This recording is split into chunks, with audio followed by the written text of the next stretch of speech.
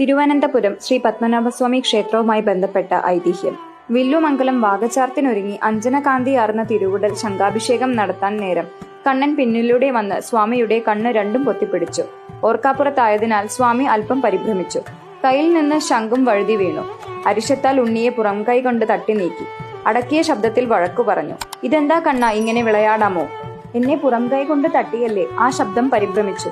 ഈ സമയം കണ്ണൻ പറഞ്ഞു, "എന്നെ ഇനി കാണണമെങ്കിൽ അനന്തൻകാട്ടിൽ വരണം." ഞെട്ടിപ്പോയി തിരിഞ്ഞു നോക്കിയപ്പോൾ കണ്ണൻ മറയുന്നത് കണ്ടു.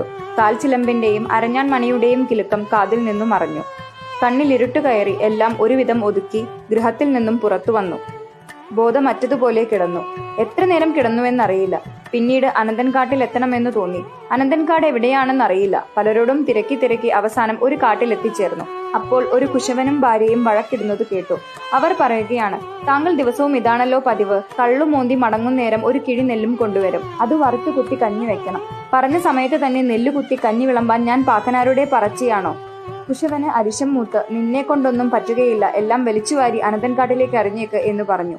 ഇത് കേട്ട മാത്രയിൽ ഞെട്ടിക്കുന്ന ആഹ്ലാദം സ്വാമിയാർക്കു ലഭിച്ചു. അനന്തൻകാട് എവിടെയെന്ന് പിടികിട്ടിയല്ലോ. വേഗം ചെന്ന് അവരോട് അനന്തൻകാട് എവിടെയെന്ന് ചോദിച്ചു മനസ്സിലാക്കി. അവിടെ എത്തിയപ്പോൾ ശ്രീ പത്മനാഭ രൂപം കാണാനിടയായി. നീദ്യം എന്തു നൽകുമെന്ന് ചിന്തിച്ചു നിൽക്കുമ്പോൾ തൊട്ടടുത്തൊരു മാവിൽ കണ്ണിമാങ്ങ കാണുകയും അതിൽ നിന്ന് കണ്ണിമാങ്ങ പൊട്ടിച്ച് ഭഗവാന് നിവേദ്യ സമർപ്പണം നടത്തുകയും ചെയ്തു. ആ നിവേദ്യം ഇന്നും ശ്രീ പത്മനാഭന് നടത്തുന്നുണ്ട്. കാസർഗോഡ് ജില്ലയിലെ അനന്തപുരം ക്ഷേത്രം ഇരിക്കുന്നിടത്താണ് സന്യാസി പുറംകൈ കൊണ്ട് തട്ടിമാറ്റിയ സ്ഥലം. തിരുവനന്തപുരത്തെ തിരുവല്ലത്ത് ശിരസും അനന്തൻകാട്ടിൽ ശരീരവും തൃപ്പാദപുരത്ത് പാദങ്ങളുമായി ഉദ്ദേശം 18 മൈൽ നീളത്തിലായിരുന്നു ഭഗവാന്റെ ശയനം. വില്ലുമംഗലം സ്വാമിയുടെ അപേക്ഷ പ്രകാരം അദ്ദേഹത്തിന്റെ ഊന്നുവടിയുടെ 3 ഇരട്ടി മാത്രം ദൈർഘ്യം വരുമാർ കണ്ണൻ വലുപ്പം കുറച്ചു. ആ സ്ഥലത്താണ് മഹാരാജാവ് അനന്തപത്മനാഭ സ്വാമി ക്ഷേത്രം പണി കഴിപ്പിച്ചത്. Download ShareChat.